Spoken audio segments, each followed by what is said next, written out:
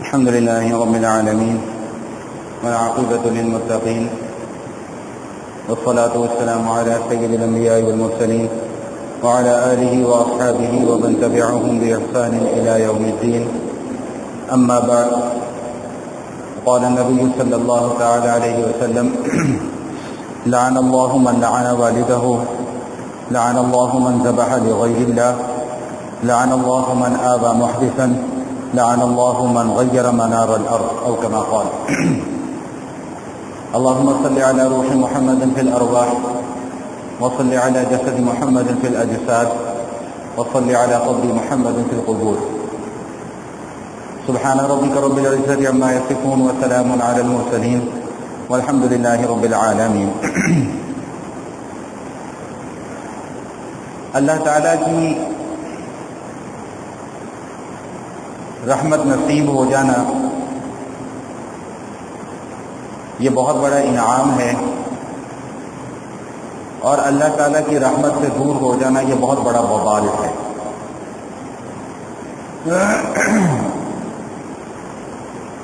خطبہ میں نے ایک حدیث مبارکہ کے الفاظ آپ کے سامنے پڑھے. اللہ کے حبیب صلی اللہ علیہ وسلم نے فرمایا کہ 4 قسم کے لوگ ہیں جو اللہ تعالیٰ کی رحمت سے دور ہیں، جن کا نصیب اتنا خراب ہو چکا کہ اللہ تعالیٰ نے اپنی رحمت سے محروم کر کے اپنی لعنت ان کے اوپر برسائی. ان میں سے پہلا شخص وہ ہے لعن اللہ من لعن والدہ، کہ جو شخص اپنے والد پر لعنت کرتا ہے اللہ تعالیٰ کی لعنت اس پر برستی ہے. دوسرا شخص ان میں سے وہ ہے لعن اللہ من ذبح لغیر اللہ، کہ جس نے اللہ کے سوا کسی اور کی خوشنودی حاصل کرنے کے لیے کوئی جانور ذبح کیا، کوئی نظر مانی، کوئی منت مانی، اللہ کی لعنت ایسے شخص کے اوپر ہے. تیسرے شخص کے متعلق فرمایا لعن اللہ من آوى محدثا، جس نے کسی بدعتی کو پناہ دی اللہ کی لعنت ہے اس کے اوپر. اور چوتھا شخص فرمایا کہ لعن اللہ من غیر منار الارض، کہ جو زمین کے نشانات کو تبدیل کر دیتا ہے اللہ کی لعنت ہے اس کے اوپر. تفصیل میں انشاءاللہ اس کے لیے عرض کروں گا. اس سے پہلے کہ میں باقاعدہ اپنی گفتگو کا آغاز کروں، یہ مکمل حدیث آپ حضرات سماعت فرمائیں گے تو انشاءاللہ اس میں دلچسپی بھی ہوگی اور کچھ باتیں اور بھی معلوم ہو جائیں گی. عامر بن واصلہ رضی اللہ تعالیٰ عنہ ایک صحابی ہیں. وہ فرماتے ہیں کہ میں جناب علی المرتضیٰ رضی اللہ تعالیٰ عنہ کی خدمت میں حاضر تھا، تو ایک صاحب وہاں پر آتے ہیں اور انہوں نے آ کر جناب علی المرتضیٰ رضی اللہ تعالیٰ عنہ سے ایک سوال کیا، اور سوال یہ کیا کہ حضرت رسول اللہ صلی اللہ تعالی علیہ وسلم آپ سے کبھی کوئی راز کی باتیں بھی کیا کرتے تھے؟ سوال پوچھنے والے کا مقصد یہ تھا کہ آپ حضور علیہ الصلوۃ والسلام کے اہل بیت میں سے ہیں، آپ کی نبی علیہ الصلوۃ والسلام سے رشتہ داری بھی ہے، خاص تعلق بھی ہے، تو ہو سکتا ہے کہ کچھ باتیں ایسی ہوں جو نبی علیہ الصلوۃ والسلام نے خاص آپ سے راز اور نیاز کی ہوں، کسی اور سے نہ کی ہوں. محسوس ایسا ہوتا ہے کہ پوچھنے والے کا رویہ متعصبانہ رویہ تھا. وہ صرف یہ ظاہر کرنا چاہتا تھا کہ آپ کا مقام باقیوں سے اونچا ہے، اس لیے اس نے یہ سوال پوچھا کہ کوئی ایسی راز اور نیاز کی بات جو صرف حضور نے آپ سے کی ہوں اور آپ کے علاوہ کسی سے نہ کی ہوں. تو حدیث کے الفاظ فغضب علی، ان کے علی المرتضیٰ رضی اللہ تعالیٰ عنہ غضبناک ہو گئے، غصے میں آ گئے، اور یہ جملہ ارشاد فرمایا کہ نبی علیہ الصلوۃ والسلام نے کبھی مجھ سے کوئی ایسی بات نہیں کی جو کسی اور سے نہ کی ہو. یعنی کبھی کوئی ایسا معاملہ نہیں فرمایا جو خاص میرے علم میں ہو اور کسی کے علم میں نہ ہو، کبھی ایسا نہیں ہوا. جو بات مجھے پتہ تھی وہ اوروں کو بھی پتہ ہوتی تھی، اور جو اوروں کو پتہ ہوتی تھی وہ مجھے بھی پتہ ہوتی تھی. ہاں البتہ ایک بات ایسی ہے جو صرف میرے علم میں ہے، کسی اور کے علم میں نہیں ہے. تو بعض روایات میں آتا ہے کہ حضرت علی رضی اللہ تعالیٰ عنہ نے اپنی تلوار کا جو دستہ تھا، تلوار کا دستہ، اس کے پیچھے ایک خول تھا، اس خول کو کھولا اور اس کے اندر سے ایک چھوٹا سا رکا نکالا. اس رکے کے اندر یہ 4 باتیں لکھی ہوئی تھی. کہ حضور علیہ الصلوۃ والسلام نے یہ 4 باتیں صرف میرے سامنے بیان فرمائیں، کسی اور کے سامنے بیان نہیں فرمائیں۔ پوچھنے والے کا مقصد یہ تھا کہ شاید کوئی ایسے معاملات ہوں جو صرف آپ سے ذکر کیے گئے ہوں اور کسی اور سے نہ ذکر کیے گئے ہوں، کچھ گھر کے معاملات یا کچھ دین کے ایسے معاملات یا کچھ اور خاص معاملات جو صرف آپ کے علم میں ہوں، کسی اور کے علم میں نہ ہوں۔ تو اس پہ فغضب علی، حضرت علی رضی اللہ تعالیٰ عنہ غضبناک ہو گئے اور فرمایا کہ کبھی ایسا نہیں ہوا کہ حضور نے مجھ سے کوئی بات کی اور کسی اور کے علم میں نہ ہو۔ البتہ یہ 4 باتیں ہیں جو حضور نے صرف میرے سے بیان فرمائی، اور وہ 4 باتیں کیا ہیں؟ جن میں سے پہلی بات لعن اللہ من لعن والدہ، کہ اللہ کی لعنت ہوتی ہے اس شخص کے اوپر جو اپنے والد کے اوپر لعنت کرتا ہے۔ دوسری بات فرمائی لعن اللہ من ذبح لغیرہ، کہ اللہ کی لعنت ہوتی ہے اس شخص کے اوپر جو اللہ کے نام کے سوا اللہ کی رضا کے بجائے کسی اور کی رضا حاصل کرنے کے لیے کوئی جانور ذبح کرتا ہے۔ اور تیسری بات فرمائی کہ لعن اللہ من آوى محدثا، جس نے کسی بدعتی کو پناہ دی اس کے اوپر اللہ کی لعنت ہوتی ہے۔ اور چوتھی بات کیا فرمائی کہ لعن اللہ من غیر منار الارض، کہ اللہ کی لعنت ہوتی ہے اس شخص کے اوپر کہ جو زمین کے نشانات کو تبدیل کر دیتا ہے۔ یہ 4 باتیں بیان فرمائی۔ میں انشاءاللہ ان چاروں کی حوالے سے کچھ اہم باتیں آپ کے سامنے عرض کرتا ہوں۔ سب سے پہلی بات کہ اللہ کی لعنت اس شخص کے اوپر جو اپنے والد کے اوپر لعنت کرتا ہے۔ یہ والدین کے ساتھ حسن سلوک کرنا یہ ایک ایسا مضمون ہے یا ایک ایسا عنوان ہے کہ جس کی اہمیت کسی سے بھی ڈھکی چھپی نہیں ہے۔ دین کے اندر، شریعت کے اندر والدین کا کیا مقام ہے اور کیا مرتبہ ہے، بچپن سے ہم یہ باتیں سنتے چلے آ رہے ہیں۔ ماں کے قدموں تلے جنت ہے، بچپن سے سنتے آ رہے ہیں، بچپن سے پڑھتے آ رہے ہیں کہ ماں کے قدموں تلے جنت ہے، اور اللہ کے حبیب نے فرمایا کہ ماں کے قدموں تلے جنت ہے۔ ماں کے قدموں تلے جنت ہونے کا کیا معنی ہے کہ اب جا کے ماں کے پاؤں نہ ڈھونڈنا شروع کر دینے کہ جی جنت کہاں ہے۔ ماں کے قدموں تلے جنت ہونے کا معنی یہ ہے کہ ماں کو اپنے سر پر بٹھا کے رکھو، جنت خود بخود مل جائے گی۔ اور ایک دوسرے موقع پہ ارشاد فرمایا کہ ماں کے قدموں تلے تو جنت ہے، پھر فرمایا کہ باپ تمہاری جنت کا دروازہ ہے، اب تمہاری اپنی مرضی ہے، چاہے تو وہ دروازہ بند کروا لو، چاہے تو وہ دروازہ کھلوا لو۔ باپ کی خدمت کرو گی، باپ کی فرما برداری کرو گے تو جنت کا دروازہ کھل جائے گا، باپ کی نافرمانی کرو گے تو جنت کا دروازہ بند ہو جائے گا۔ اس وقت جو ہمارے معاشرے کی حالت اور جو اس وقت ہمارے معاشرے کی ایک کیفیت چل رہی ہے، جہاں پر اور بہت ساری خرابیاں ہم نے دوسروں کے معاشرے سے اپنا لی ہیں، ان میں سے ایک خرابی یہ بھی ہے کہ جب والدین بڑھاپے کی حالت کو پہنچ جاتے ہیں تو ہماری کوشش یہ ہوتی ہے کہ والدین کو بالکل کھٹے رین لگا دیا جائے، والدین کو اپنے سے کسی بھی طریقے سے علیحدہ کر دیا جائے، اولڈ ہاؤسز بنا دیے جائیں ان کے لیے کہ تاکہ ہماری جوانی سکون سے گزر چکے۔ اللہ کے بندو، ہم یہ نہیں سوچتے کہ جن دونوں نے اپنی جوانی ہماری زندگی کے لیے برباد کی، اب جب ان کی خدمت کا موقع آیا تو صرف اس لیے ان کو اولڈ ہاؤسز میں چھوڑ دیا جاتا ہے کہ کہیں ہماری جوانی کے دن نہ خراب ہو جائیں، کہیں ہماری موج مستی کے دن نہ خراب ہو جائیں، کہیں ہماری عیش و عشرت کے درمیان ہمارے ماں باپ آڑ نہ بن جائیں۔ صرف اس بنیاد پر ہم اپنے ماں باپ کو بڑھاپے کی حالت میں، جبکہ ان کو ہماری ضرورت ہوتی ہے، ہم انہیں اپنے گھر سے نکالتے ہیں اور اولڈ ہاؤسز میں جا کر چھوڑ دیتے ہیں۔ ایک صحابی نبی علیہ الصلوۃ والسلام کی خدمت میں حاضر ہوئے اور آ کر عرض کرنے لگے کہ یا رسول اللہ صلی اللہ علیہ وسلم، مفہوم ہے حدیث کا کہ میں نے اپنی ماں کو اپنے کندھے پر بٹھا کر حج کروایا ہے، کیا میں نے اپنی ماں کا حق ادا کر دیا ہے؟ تو اللہ کے حبیب صلی اللہ علیہ وسلم نے ارشاد فرمایا کہ تیری پیدائش کے وقت جو تکلیفیں تیری ماں نے برداشت کی ہیں نا، ان میں سے تو نے ایک تکلیف کا بھی حق ادا نہیں کیا۔ کیا بات کرتا ہے کہ میں نے کندھے پہ بٹھا کر حج کروا لیا تو حق ادا ہو گیا؟ ماں کا قطعاً نہیں، میں تو نے ایک تکلیف کا بھی حق برداشت نہیں، حق ادا نہیں کیا۔ ایک صحابی نبی علیہ الصلوۃ والسلام کی خدمت میں حاضر اور آ کر عرض کرنے لگے یا رسول اللہ صلی اللہ علیہ وسلم ما حق الوالدین علی ولدہما، کہ ماں باپ کہ اولاد کے اوپر کیا حقوق ہیں؟ تو اللہ کے حبیب صلی اللہ علیہ وسلم فرمایا کہ ہی جنتک و نارک، بھئی یہ ماں باپ ہی تمہاری جنت ہیں، یہ ماں باپ ہی تمہاری جہنم ہے۔ کیا مطلب ہے؟ مطلب یہ ہے کہ خدمت کرو گے تو یہ ماں باپ تمہارے لیے جنت میں جانے کا سبب بن جائیں گے، تنگ کرو گے تو یہی ماں باپ تمہارے لیے جہنم میں جانے کا سبب بن جائیں گے۔ علماء فرماتے ہیں کہ ماں باپ کے ساتھ بدسلوکی یہ ایک ایسا جرم ہے کہ اس کی سزا اس دنیا میں بھی انسان کو بھگتنی پڑتی ہے، اور بے شمار جرائم ایسے ہیں کہ جن کی سزا اللہ دنیا میں نہیں دیتے اور بندہ یہ سمجھتا ہے کہ میں بچ کے نکل گیا۔ بے شمار جرائم ایسے ہیں کہ جن کی سزا دنیا میں نہیں ملتی، آخرت میں جا کر اس کی پکڑ ہوگی۔ ہاں اگر بندے نے سچے دل سے توبہ کر لی ہو تو پھر وہ بھی معاف ہو جائیں گے، لیکن توبہ نہیں کی تو آخرت میں جا کے پکڑ ہوگی۔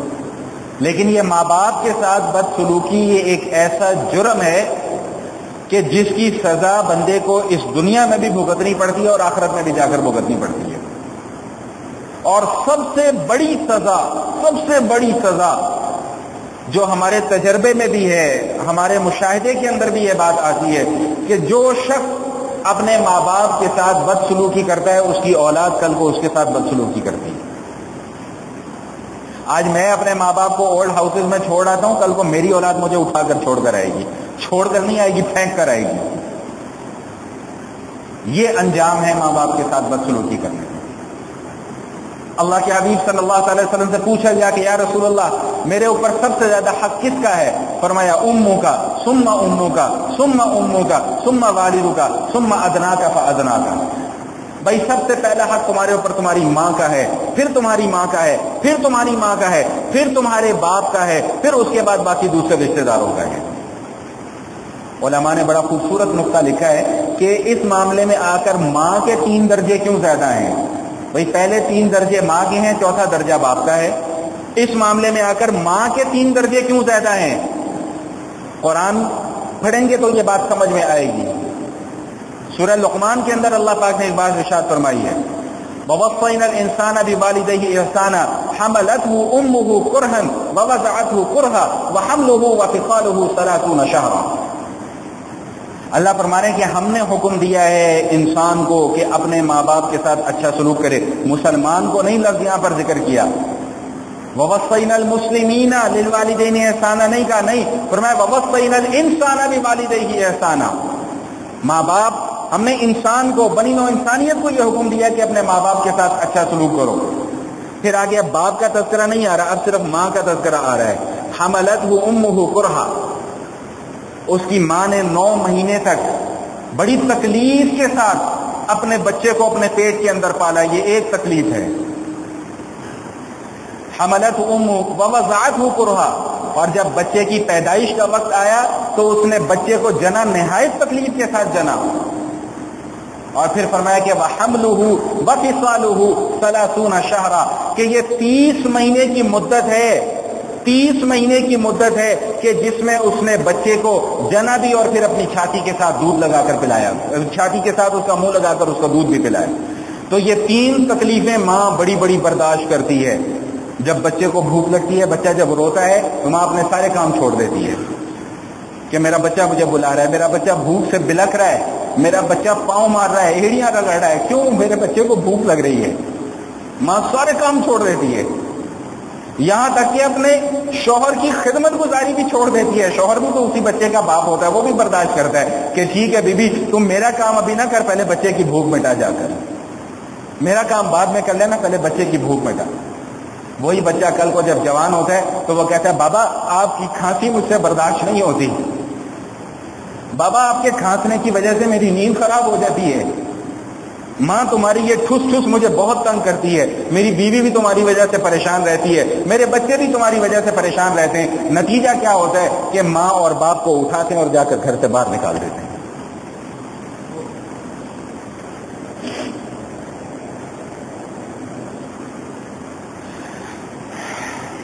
اس وقت ہم یہ بھول جاتے ہیں کہ ہمارے ماں باپ نے ہمارے لیے کتنی تکلیفیں برداشت کی ہیں۔ اس وقت ہمیں اپنا بچپنا یاد نہیں رہتا۔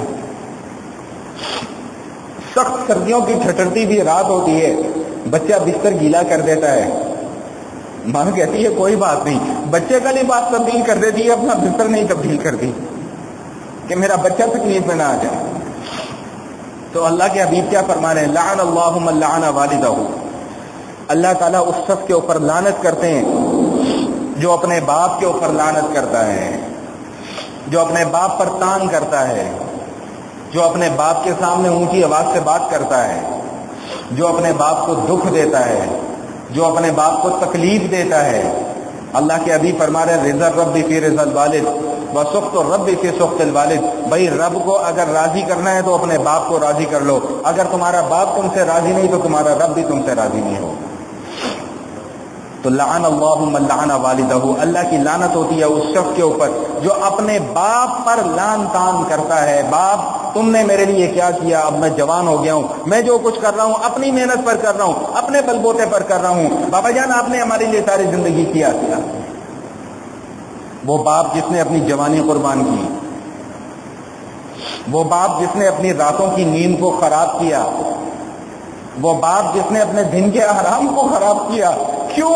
کہ میری اولاد جوان ہو جائے، میری اولاد کچھ بن جائے، میری اولاد مستقبل میں کچھ جا کر سکے. وہی اولاد اپنے بوڑھے باپ کو گھر سے باہر نکال دیتی ہے. شرم نہیں آتی؟ میری اپنی آنکھوں دیکھا ایک واقعہ ہے، میرے اپنے ساتھ پیش آیا یہ واقعہ. ایک نوجوان میرے پاس آیا، اکلوتا بیٹا، بوڑھے ماں باپ، اور آئے کس سلسلے میں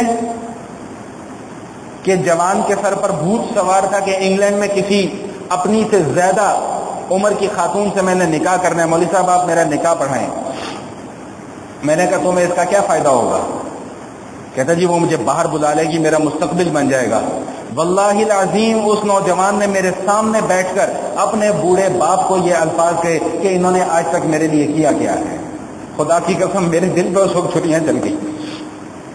میں نے کہا ظالم انسان تجھے شرم نہیں آئی یہ بات کہتے ہوئے کہ اس باپ نے میرے لیے زندگی بھر کیا ہے؟ میں نے کہا تو جو اتنا بڑا اڑیل جوان میرے سامنے اس وقت 6 فٹ کا جوان کھڑا ہے، یہ کس کی مہربانیاں ہیں؟ یہ تیرے باپ کی مہربانیاں نہیں، تیری بوڑھی ماں کی مہربانیاں نہیں.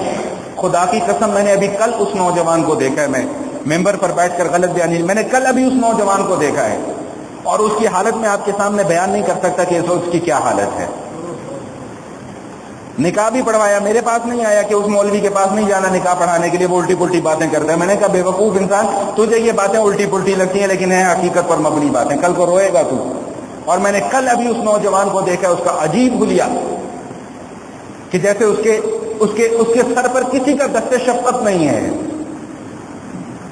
جب ماں باپ اپنی رحمت والا ہاتھ اٹھا لیتے ہیں پھر اولاد کی قسمت میں صرف اور صرف ذلت اور خواری لکھی جاتی ہے. پھر وہ اولاد نہ دنیا میں کامیاب ہے نہ آخرت میں کامیاب ہے. بہرحال بات بڑی دور نکل جائے گی. تو میں حدیث آپ کو سنائی تھی کہ 4 قسم کے لوگ ایسے ہیں کہ جن کے اوپر اللہ کی لعنت ہے، جن میں سے پہلا وہ شخص ہے جو اپنے باپ کے ساتھ لعن طعن کرتا ہے. اللہ کے حبیب فرما رہے ہیں کہ لعن اللہ من لعن والدہ، اللہ کی لعنت ہے اس شخص کے اوپر جو اپنے والد کے اوپر لعن طعن کرتا ہے. کرنے کو تو اور بہت ساری باتیں اس موضوع کے اوپر، لیکن پھر بات مکمل نہیں ہو سکی.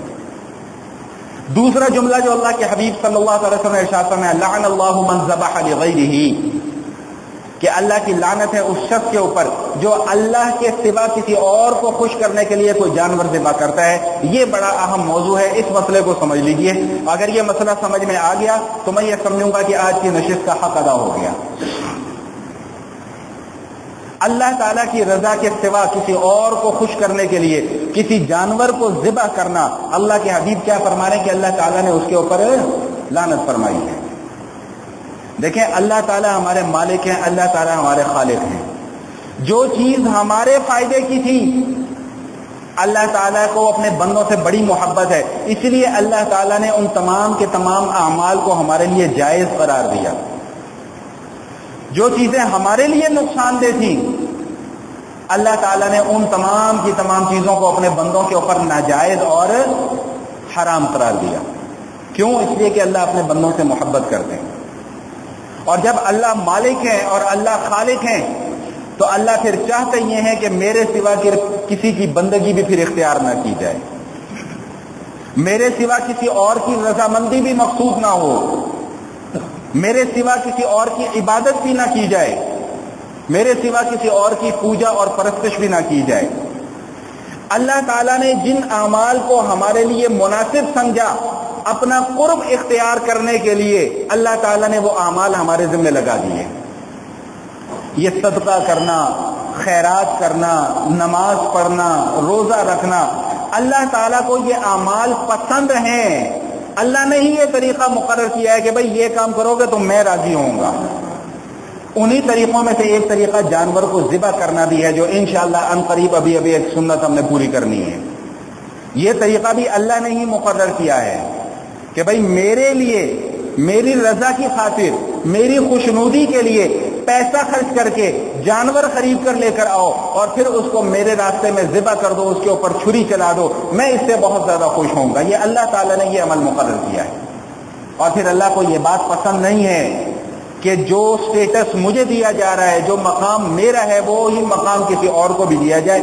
اللہ کو یہ بات پسند نہیں ہے. اسی لیے فرمایا کہ لعن اللہ من ذبح لغیرہ، جس نے اللہ کے نام کے سوا کسی اور کے نام پر کوئی جانور ذبح کیا، اللہ کی لعنت برستی ہے اس کے اوپر.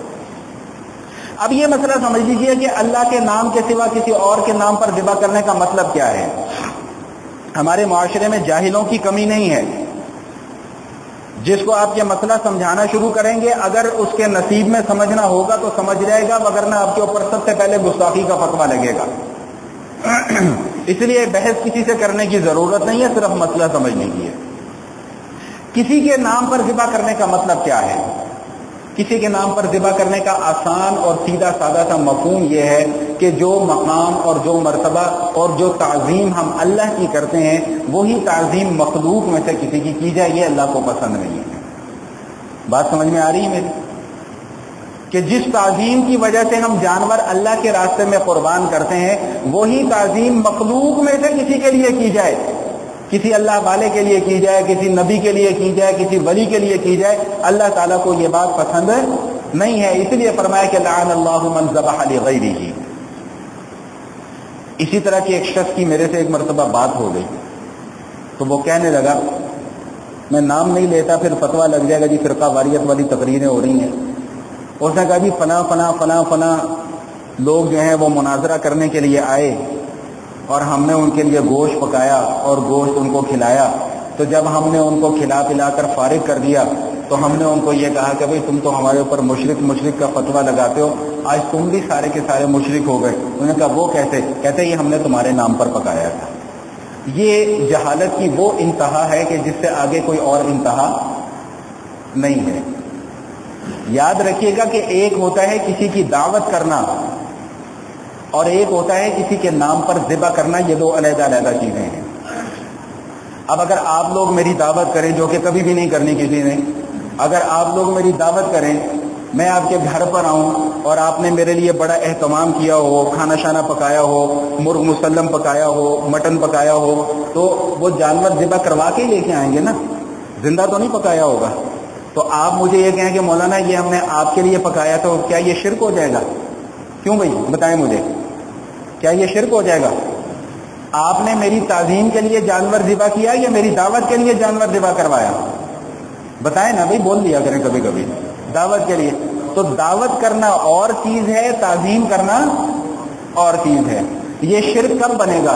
یہ شرک اس وقت بنے گا کہ میں فلاں اللہ والے کے راستے میں جانور کو قربان کروں، فلاں اللہ والے کو خوش کرنے کے لیے جانور کو قربان کروں. تو اب شریعت کا فیصلہ یہ ہے کہ اس جانور کا کھانا ہمارے لیے جائز نہیں ہے. اور یہ کسی ملا کا فتویٰ نہیں ہے، کسی ملا کا فتویٰ نہیں ہے. یہ اللہ کے قرآن کے اندر یہ فتویٰ موجود ہے. سورہ انعام ہے، 8واں پارہ ہے، پہلا رکوع ہے. اس پہلے رکوع کے اندر 3 سے 4 آیات ہیں جو اسی موضوع کے اوپر ہیں. وہ آیات اور ان کا ترجمہ میں آپ کو پڑھ کر سنا دیتا ہوں، انشاءاللہ مسئلہ سمجھ میں آ جائے گا. اللہ کیا فرما رہے ہیں؟ فَكُلُوا مِمَّا ذُكِرَ اسْمُ اللَّهِ عَلَيْهِ وَقَدْ فَصَّلَ لَكُمْ. آگے کیا آتا ہے بھائی حافظ صاحب؟ ماشاءاللہ. چلو میرے بھی ذہن سے وہ آیت نکل گئی. چلو کوئی بات نہیں، میں اس کا ترجمہ کر کے سنا دیتا ہوں کہ بھائی جو فَكُلُوا مِمَّا ذُكِرَ اسْمُ اللَّهِ عَلَيْهِ، جن جانوروں کے اوپر اللہ کا نام لے کر ذبح کیا جاتا ہے ان جانوروں کو کھایا کرو، اس کے کھانے میں کوئی حرج نہیں ہے. اچھا اب سوال یہ پیدا ہوتا ہے کہ اللہ تعالیٰ کو یہ حکم نازل کرنے کی ضرورت کیوں پیش آئی. یہ حکم نازل کرنے کی ضرورت اس لیے پیش آئی کہ مشرکین اور کفار مسلمانوں کے اوپر ایک اعتراض کیا کرتے تھے، اور وہ اعتراض یہ کیا کرتے تھے کہ جس جانور کو اللہ مار دیتا ہے اس کو تو تم کھاتے نہیں ہو، اور جس جانور کو اپنے ہاتھوں سے ذبح کرتے ہو اس کو کھا لیتے ہو. نہیں سمجھ میں آئی بات؟ جس جانور کو اللہ مار دے، جو اپنی موت مر جائے، ہمارے لیے وہ کیا ہے؟ حرام ہے. کیوں؟ اس لیے کہ وہ مردار ہو گیا، اور مردار کھانا ہمارے لیے جائز نہیں ہے. تو وہ یہ کہتے تھے کہ جس جانور کو اللہ مار دے وہ تم کھاتے نہیں، اور جس جانور کو اپنے ہاتھوں سے ذبح کرو وہ تم کھا لیتے ہو. یہ منطق ہماری سمجھ میں نہیں آتی. تو اس منطق کا جواب اللہ نے کیا دیا کہ بھئی یہ جو میرے ماننے والے بندے ہیں نا، یہ کسی منطق کے پابند نہیں ہے، یہ کسی فلسفے کے پابند نہیں ہے، یہ میرے حکم کے پابند ہیں. اور یہ میرا حکم ہے کہ جو جانور اپنی موت مر جائے وہ جانور کھانا تمہارے لیے حرام، اور جس جانور کو تم ذبح کر کے کھاؤ وہ جانور تمہارے لیے کھانا حلال. نہیں اب سمجھ میں آئی بات؟ تو فَكُلُوا مِمَّا ذُكِرَ اسْمُ اللَّهِ عَلَيْهِ. اور حکم کیا دے دیا کہ بھئی جب بھی کوئی جانور ذبح کرنا ہو تو اس ذبح کرنے سے پہلے چھری پھیرنے سے پہلے اللہ کا نام لیا کرو، اور کیا پڑھا کرو؟ بسم اللہ اللہ اکبر. بس یہ جو لوگ پڑھتے ہیں نا بسم اللہ اللہ اکبر اللہ اکبر اللہ اکبر، یہ غلط ہے، خلاف سنت ہے. ایک لفظ ہے اور ایک مرتبہ تکبیر پڑھنی ہے، بسم اللہ اللہ اکبر، بس تکبیر ہو گئی، اللہ کا نام ہو گیا. اب اس کے بعد جب حلال جانور کو چھری پھیری جائے گی تو اور اس کا خون بہہ جائے گا تو وہ جانور اب ہمارے لیے کھانا جائز اور حلال ہوگا. وما لکم اللہ تاکلوا مما لم یذکر اسم اللہ علیہ وانہ لفسق. اور تمہارے لیے یہ جائز نہیں ہے کہ جس جانور کے اوپر ذبح کرتے وقت اللہ کا نام نہ لیا جائے اس کو کھاؤ. کیوں؟ وانہ لفسق، یہ بہت بڑا گناہ ہے. وان الشیاطین لیوحون الی اولیائہم لیجادلوکم وان اطعتموہم انکم لمشرکون. یہ شیطان اپنے ساتھیوں کے ذہنوں کے اندر مختلف اشکالات اور مختلف سوالات ان کے ذہنوں کے اندر پیدا کرتا ہے. کیوں پیدا کرتا ہے؟ تاکہ لیجادلوکم، یہ لوگ تمہارے سے آ کر لڑیں. نہیں سمجھ میں آ رہی بات؟ اپنے آج کے معاشرے کی حالت دیکھیں. جب رمضان آئے گا بعض لوگوں کے پیٹ میں مروڑ اٹھنا شروع ہو جاتا ہے کہ یہ کیسا دین ہے جی، صبح سے شام تک بھوکے پیاسے رہو، یہ کون سا طریقہ ہے جی عبادت کا؟ بھائی ہمیں تو پسند ہے یہ طریقہ عبادت کا. کیوں بھائی؟ سب کو پسند ہے کہ نہیں ہے؟ اللہ کی رضا کی خاطر ایک مہینہ، صرف پورے سال میں سے ایک مہینہ 14 15 16 گھنٹے اگر اللہ ہمیں یہ کہتے ہیں کہ بھوکا رہ لو تو اس میں کیا قباحت ہے؟ باقی 11 مہینے بٹھا کر کھلاتا بھی تو ہے وہ، اور 3 وقت نہیں 4 4 5 5 وقت ہم کھانا کھاتے ہیں. اسی طرح جب قربانی کرنے کے دن آتے تو پھر بعض لوگوں کے پیٹ میں مروڑ اٹھانا شروع ہو جاتا ہے. وہ جی لاکھوں روپے قربانی کے اوپر ضائع کر دیتے. ادھر پڑوس میں غریب کی بچی جو ہے وہ شادی سے بیٹھی رہی، باقی 11 مہینے سو رہے تھے. 11 مہینے باقی نہیں ہے، اس غریب کی بچی کی شادی ان 11 مہینوں میں نہیں کروائی جا سکتی. اور پھر قربانی کے تو صرف یہ 3 دن ہیں. اللہ نے پورا سال تو جانور قربان کرنے کا حکم نہیں دیا، یا کہیں دیا ہے؟ نہیں. اللہ نے تو کہا ہے صرف 3 دن قربانی کرنی ہے، اور ان 3 دنوں میں اس قربانی کا کوئی متبادل نہیں ہے.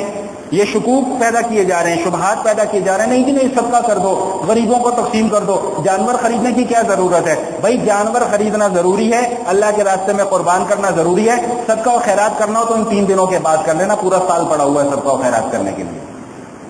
اور تعجب کی بات یہ ہے کہ یہ شکوک و شبہات وہ لوگ، عام سادہ لوگ مسلمانوں کے اذہان میں پیدا کرتے ہیں کہ جن کا خود کا اپنا رہن سہن اور ٹھاٹ باٹ ایسا ہوتا ہے کہ جیسے کوئی رائل فیملی سے تعلق رکھتے ہوں.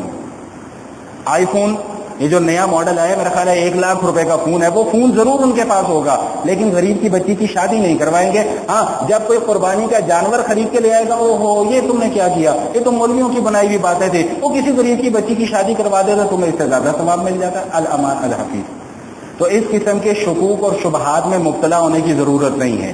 بات میں نے یہ کرنی نہیں تھی لیکن چلیں درمیان میں آ گئی. ایک بات اور بھی بتا دوں، آج کل ایک شبہ اور لوگوں کے ذہنوں میں پیدا کیا جا رہا ہے، اور بھی بالکل عین جب قربانی کے دن آ رہے ہیں جی کانگو وائرس پھیل گیا جی، جانوروں سے پھیلتے ہیں جی، قربانی کا جانور لے کر آئیں تو بڑی احتیاط کریں، لینے جائیں تو بڑی احتیاط کریں، اور یہ کریں وہ نہ کریں، ایسا نہ ہو جائے کہ آپ کو بھی یہ کانگو وائرس لگ جائے. میری سمجھ میں یہ بات نہیں آتی کہ جو 24 گھنٹے ان جانوروں کے ساتھ رہتے ہیں، جو بچپن سے لے کر اب تک ان کو پال رہے ہیں، پوس رہے ہیں، ہزاروں میل کا سینکڑوں میل کا سفر کر کے یہاں پہ جانوروں کو لے کے آئے ہیں، یہاں پر وہ جانوروں کو بیچ رہے ہیں، منڈی میں بھی جا کر دیکھیں بیچارے کھانا بھی وہیں پر بیٹھ کر کھاتے ہیں، سوتے بھی وہیں پر ہیں، ان میں سے تو آج تک کسی کے متعلق یہ سننے میں نہیں آیا کہ جی ان کو کانگو ہو گیا. نہیں سمجھ میں آ رہی بات میری؟ تو یہ کل وہ رات کو میں فیس بک پہ لائیو میرا درس چل رہا تھا، تو اس پہ ایک نوجوان نے مجھ سے یہ سوال کیا کہ جی ہم نے منڈی جانا ہے تو کوئی ہمیں دعا بتلا دیں کہ ہم منڈی جائیں اور جانے سے پہلے یہ دعا پڑھ لیں تاکہ یہ وائرس ہمیں نہ لگ سکے. تو پھر میں نے وہاں پر یہ مختصر سی بات کی تھی. بہرحال احتیاط کریں، احتیاط کرنے سے میں منع نہیں کرتا آپ کو، احتیاط کریں ضرور کریں، ہاتھوں میں دستانے پہن کے چلے جائیں، منہ پہ جو ہے وہ کور منہ کو کر کے چلے جائیں، لیکن یہ ہے کہ اس کو قربانی کے راستے میں رکاوٹ نہ بنائیں، رکاوٹ نہ بنائیں. بہرحال بات بڑی دور نکل گئی. تو میں عرض یہ کر رہا تھا کہ اللہ فرما رہے ہیں، اللہ کے حبیب فرما رہے ہیں لعن اللہ من ذبح لغیرہ، اللہ کی لعنت ہے اس شخص کے اوپر جو اللہ کے سوا کسی اور کو خوش کرنے کے لیے، کسی اور کو راضی کرنے کے لیے، کسی اور کی خوشنودی کے لیے اور اس کی تعظیم کے لیے کوئی جانور ذبح کرتا ہے. تو اللہ کے حبیب کیا فرماتے ہیں کہ اس شخص کے اوپر اللہ کی لعنت ہے. حضرت علی رضی اللہ تعالیٰ عنہ کے زمانے میں دو سردار تھے، دو سردار قبیلے کے. ایک سردار نے یہ کہا کہ میں تیرے سے زیادہ مہمان نواز ہوں، دوسرے نے کہا میں تیرے سے زیادہ مہمان نواز ہوں. میں نے کہا چلو مقابلہ کر لیتے ہیں. چلو مقابلہ کر لیتے ہیں. ایک سردار نے 10 اونٹ ذبح کروائے، دوسرے نے 20 اونٹ ذبح کروا دیے. پہلے والے سردار نے اس کو دیکھا دیکھی 100 اونٹ ذبح کروائے تو دوسرے سردار نے 400 اونٹ ذبح کروا دیے. پہلے والے نے 20 من آٹا گندوایا، دوسرے والے نے پورے کے پورے حوض کے اندر آٹا گندوا دیا. یہ معاملہ چل رہا تھا. علی المرتضیٰ رضی اللہ تعالیٰ عنہ کی عدالت میں یہ مقدمہ چلا گیا. پوچھا گیا کہ امیر المومنین اس کھانے کا کھانا ہمارے لیے جائز ہے کہ نہیں ہے؟ تو علی المرتضیٰ رضی اللہ تعالیٰ نے فرمایا کہ نہیں، یہ کھانا کھانا جائز نہیں ہے. کیوں؟ اس لیے کہ اس کھانے سے مقصود ریاکاری، نمود اور نمائش ہے. تو یہ کھانا کھانا کسی کے لیے بھی جائز نہیں ہے. حضرت علی رضی اللہ تعالیٰ عنہ کے زمانے کا ایک واقعہ، تابعین کے دور کی بات ہے. حسن بصری رحمۃ اللہ تعالی علیہ، ان کے زمانے میں بچوں نے کھیل کھیل میں آپس میں گڈے اور گڈی کی شادی کر دی ہے. ہمارے یہاں بھی کرتے ہیں نا کہ آپ تو پتہ نہیں ہوتا ہے کہ نہیں ہوتا. تو گڈے اور گڈی کی شادی ہو گئی. یہ رسم آج سے نہیں چلی آ رہی ہے، اس وقت سے چلی آ رہی ہے. تو اب جب وہ بچوں نے گڈے اور گڈی کی شادی کی تو بڑوں نے کہا کہ یار چلو بچے خوش ہو رہے ہیں، اونٹ ذبح کر دیتے ہیں. انہوں نے اس خوشی میں ایک اونٹ ذبح کر دیا. حسن بصری رحمۃ اللہ تعالیٰ سے جا کے کسی نے فتویٰ پوچھا کہ حضرت اس کھانے کا کھانا ہمارے لیے جائز ہوگا کہ نہیں ہوگا؟ فرمایا کہ قطعاً بھی یہ کھانا کھانا جائز نہیں ہے. کیوں؟ اس لیے کہ یہ ان گڈا اور گڈی اور بتوں اور مجسمے کی خوشنودی اور ان کی تعظیم کے لیے جانور ذبح کیا گیا، اس لیے اس جانور کا کھانا جائز نہیں ہے. تو قربانی سے پہلے اپنی نیتوں کو ٹٹولنا ضروری ہے. جانور لے کر آئیں، اگر حیثیت ہے 2 لاکھ کا لے آئیں، 1.5 لاکھ کا لے آئیں، ویسے مناسب نہیں ہے. میں ویسے ایک بات بتا رہا ہوں آپ کو، مناسب نہیں ہے اتنا مہنگا جانور خریدنا، مناسب نہیں ہے اتنا مہنگا جانور خریدنا. نفس ہے نا، نفس اندر سے کچوچے مارتا ہے. وہی تو 2 لاکھ روپے کا جانور لے کے آیا، تیرے چاچے کو تو ابھی تک پتہ نہیں لگا تو 2 لاکھ کا جانور لے کے آیا، تیرے پڑوسی کو تو ابھی تک خبر ہی نہیں ہوئی کہ تو 2 لاکھ کا جانور لے کے آیا. آپ لاکھ بچانے کی کوشش کریں اپنے آپ کو، بچ نہیں سکیں گے. 20,000 والا جانور لے آئیں گے، اس کی بھی قربانی ہو جائے گی. 10,000 میں اگر یا قسمت یا نصیب کہیں مل جاتا ہے تو اس کی بھی قربانی ہو جائے گی. نہیں کچھ سمجھ میں آتا، 9,000 روپے کا گائے کے اندر حصہ ڈال دو، ممکن ہے کہ اس کا اجر 2 لاکھ روپے والی قربانی سے زیادہ ہو جائے. نہیں سمجھ میں آ رہی باتیں میری؟ اوپر سے تو نہیں گزر رہی. تو جانور لائیں، اچھا جانور لے کر آئیں، لیکن اپنی نیتوں کو ٹٹول کر کہ نہیں بھائی یہ جانور میں کسی کو دکھانے کے لیے نہیں لے کے آیا، کسی کو بتانے کے لیے نہیں لے کے آیا. یہ جانور تو میں اس لیے لے کے آیا ہوں کہ میں نے اس کو اللہ کے راستے میں قربان کرنا اور میرا اللہ اس عمل سے میرے سے راضی ہو جائے. اگر اللہ راضی ہو گئے تو پھر موجے ہی موجے ہیں. اور اگر آپ 5 لاکھ کا جانور اٹھا کے لے آؤ اور اللہ تعالیٰ ہی اس عمل سے راضی نہ ہو تو پھر اس عمل کا کوئی فائدہ نہیں ہوگا. تو دوسرا مسئلہ کیا بیان فرمایا کہ لعن اللہ من ذبح لغیرہ، اللہ کی لعنت ہوتی ہے اس شخص کے اوپر جو اللہ کے سوا کسی اور کی تعظیم کے لیے، کسی اور کی خوشنودی کے لیے، کسی اور کی رضامندی کے لیے کسی جانور کو ذبح کرتا ہے. اللہ تعالیٰ اس عمل کو پسند نہیں فرماتے. ایک بات اور بھی کرتا چلوں کہ یہ جو حکم دیا نا بسم اللہ اللہ اکبر، بھائی اللہ کا نام لے کر جانور ذبح کیا کرو، اللہ کا نام لے کر جانور ذبح کیا کرو. یہ اللہ کا نام لینے کا حکم کیوں دیا گیا؟ یہ حکم اس لیے دیا گیا کہ یہ جانور خریدنا، جانور خرید کر لے کر آنا، پھر اس کو ذبح کرنا، یہ ساری کی ساری اللہ تعالیٰ کی نعمتیں ہیں، اللہ کی توفیق ہے۔ اللہ تعالیٰ نے توفیق دی ہے کہ میرا قرب اختیار کرنے کے لیے تم یہ عمل کرو، تو اب اللہ تعالیٰ چاہتے یہ ہیں کہ میری رضامندی اور خوشنودی کے لیے کوئی عمل ہو رہا ہے تو اس سے پہلے میرا نام بھی لیا جانا چاہیے۔ اگر کسی شخص نے جان بوجھ کر تکبیر نہیں پڑھی، بسم اللہ اللہ اکبر نہیں پڑھا، تو اس جانور کا کھانا ہمارے لیے جائز اور حلال نہیں ہوگا۔ 2 شرطیں ہیں شرعی ذبح کے لیے۔ کتنی شرطیں ہیں؟ 2 شرطیں ہیں۔ یہ بڑی کام کی باتیں آپ کو بتا رہا ہوں، یہ ہر جگہ سے سننے کو نہیں ملیں گی۔ شرعی ذبح کے لیے کتنی شرطیں ہیں؟ 2 شرطیں ہیں۔ ایک شرط کیا ہے کہ اللہ تعالیٰ کا نام لیا جائے ذبح کرنے سے پہلے، اور دوسری شرط کیا ہے کہ ذبح بھی شریعت کے مطابق ہو۔ شریعت کے مطابق کیا؟ 4 رگیں ہوتی ہیں، ایک سانس کی نالی ہوتی ہے، ایک خوراک کی نالی ہوتی ہے، اور ان کے ارد گرد 2 خون کی رگیں ہوتی ہیں، جن میں سے کم از کم 3 رگوں کا کٹنا ضروری ہے۔ 3 رگوں سے کم اگر کٹے گی تو جانور جائز نہیں ہوگا۔ ایک مسئلہ اور بتا دوں، قصائی بڑی غلطی کرتے ہیں، جب چھری اپنے ہاتھ سے پھیریں اور کسائی سے کہیں تو 10 فٹ دور کھڑا ہو جاؤ، قریب نہیں آنا جب تک کہ جانور ٹھنڈا نہ ہو جائے۔ یہ میں آپ کو بڑا آزمودہ فارمولہ بتا رہا ہوں، قربانی خراب نہیں ہوگی انشاءاللہ۔ یہ کسائی ظالم لوگ کیا کرتے ہیں، چھری پھیریں گے، ابھی جانور ٹھنڈا نہیں ہوتا اور اس کی گردن پکڑ کے موڑ دیتے ہیں۔ میرے گھر میں ایسا ہوا، پچھلے سال کی بات ہے، میں نے کسائی کو کہا یہ کیا؟ وہ جی آپ کو نہیں پتا۔ میں نے کہا مجھے نہیں پتا، تجھے مجھ سے زیادہ پتا ہے، اللہ کے بندے۔ میں نے کہا 14 سال ہو گئے مجھے جمعہ پڑھاتے ہوئے، یہ مسئلے لوگوں کو بتاتے ہوئے، تو مجھے کہہ رہے جی مجھے نہیں پتا۔ تو یہ کسائی چھری اپنے ہاتھ سے پھیرے اور کسائی کو کہیں بھائی 10 فٹ دور جا کے کھڑا ہو جا، جب تک جانور ٹھنڈا نہ ہو جائے کسائی کو ہاتھ نہ لگانے دیں، وگرنہ وہ آپ کی قربانی خراب کر دے گا۔ بات سمجھ میں آ رہی ہے کہ نہیں آ رہی ہے؟